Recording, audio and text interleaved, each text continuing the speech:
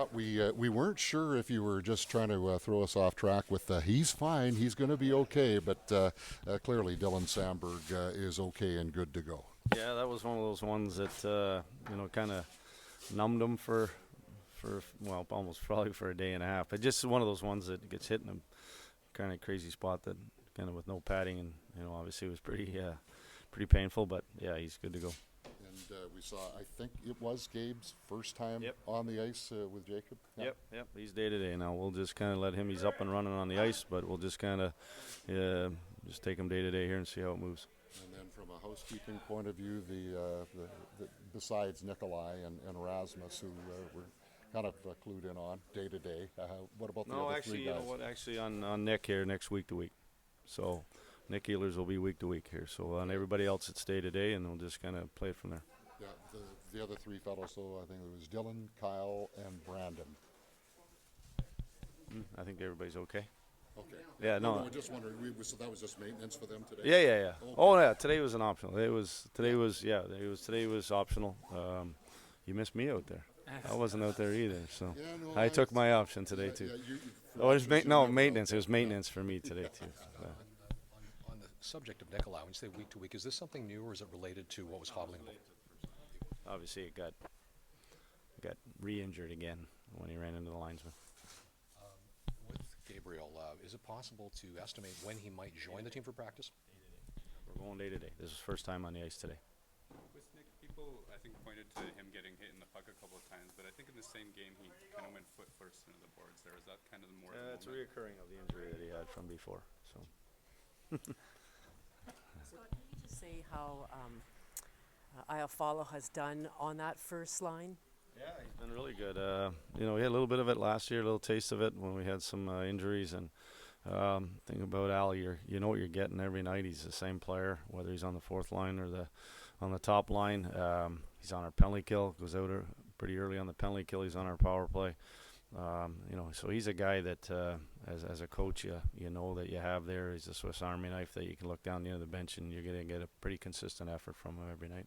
And so if Vilardi comes back in the playoffs, is there any qualm about feeling maybe bad, him coming off that line when he's doing so well, or it's just the business? Not really. I mean, he understands it. That line has been pretty dominant for us all season long too, so we'll just worry about that problem or that headache when it comes. Hopefully it's sooner than later. You've got a team full of guys that are the kind of guys who step into the breach when they're needed, and when, like Judy is saying, that someone comes back, they step back and they don't seem to have a problem with it. How much of a luxury is that as a coach to have guys who are team first in that manner? Yeah, well, we've had to do it all year long. We've had a lot of injuries. We've had a lot of players.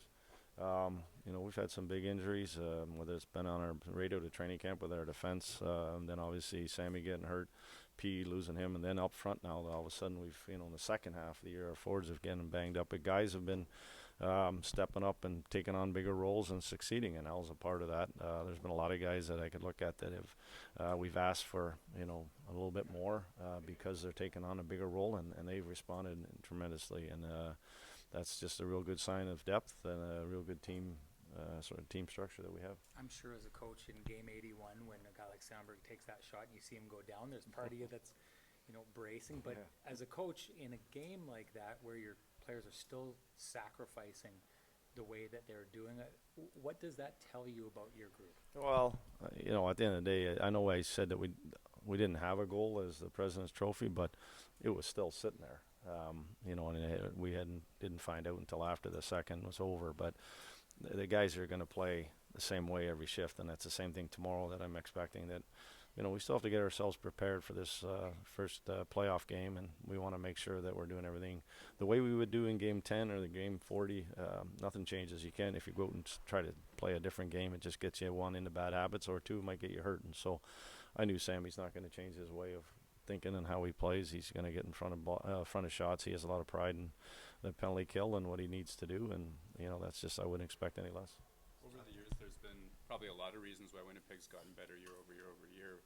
But when I think about Iafallo, and then in your tenure too, also adding Nemestikov, Niederreiter, Tanev this season, there's an awful lot of annoying that this roster has picked up in a good way, right? Yeah, I mean, that's really when you need it over the course of 82 games, but in the playoffs, you really see it, and that's part of those guys. That's their DNA. They play that way. They irritate people, and if you can disrupt the opposition by doing that on a consistent basis throughout your lineup, the more guys you have that do that, it's obviously that's going to lead to having a lot of success. Scott, you rewarded a couple of forward prospects last year in Game 82. What are the chances that we see Elias Salomonsson tomorrow? No. Fair enough. We've talked about Cole a lot this year.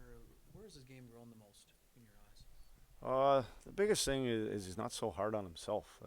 We've talked about, just the fact that you're going to have your slumps or your moments where, everything isn't going your way, and how you ride those out, how you handle those situations gets you out of them quicker. And I think he's done a fantastic job. He's had the 2 years in a row there where he had the injuries in the second half of the year. He never got to play in the sort of the heavy hockey in this, the late part of the seasons. And pretty proud of him that he, knock on wood, he gets himself through. He'll be in the Game 82 tomorrow, and that's a big accomplishment for him.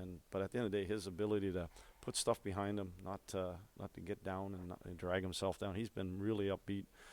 Whether he misses a great chance on a shift and then comes back with a solid shift, or if it's we got a couple of games not scoring, or making plays, that he found a way to kind of make sure that he's always adding to.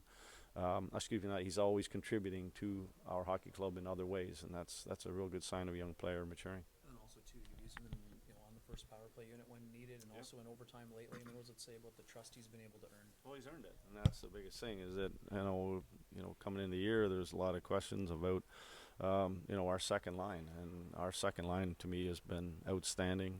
Those guys have carried the load for us on nights. They've won us hockey games, and you know what? Fetz has earned it. He's earned those extra opportunities, and the biggest thing about it, he's taken advantage of. And that's all. As a coach, you're kind of just here's your chance, here's your opportunity. It's yours to go and do it with as best you can. And he's one guy that's really grasped it and really taken advantage of it. And that's what you love to see. So how are you handling tomorrow's game lineup-wise? Like Saturdays, or a bit more like a tune-up? We're going all in. So yeah, no, this is I obviously. With cap issues, with call-up issues, all that. I mean, I didn't want to play. I mean, there's other guys I didn't want to play on Sunday, but at the end of the day, we had some guys that were still banged up that, we needed that. I didn't want them going through 3 and 4 nights on some crazy travel. And then the other side of it, guys don't want to be not playing from now all the way until if Saturday's our first game or Sunday in the playoffs. Everybody wants to play tomorrow, and you know what? It's for us. It's making sure that we're doing the right things that we've done all year long, playing the right way, and actually Anaheim, they beat us twice, so there's another little shot that we can go out and try to make sure we get a game against them. How closely are you watching that wild card race, Scott? I'll be watching all 3 of those tonight. I can't believe it's like us trying to win the Central. It takes whatever it was, 80 games or 78, 9 games or whatever. I can't believe we're sitting here and we're still trying to figure out who it is. I know it's happening in the East as well, but we've got a lot of kites in the air right now on the pre-scout, on the travel, on the hotels, all that stuff. So we're just like everybody, kind of waiting to see what happens. Maybe, hopefully, we get an answer tonight.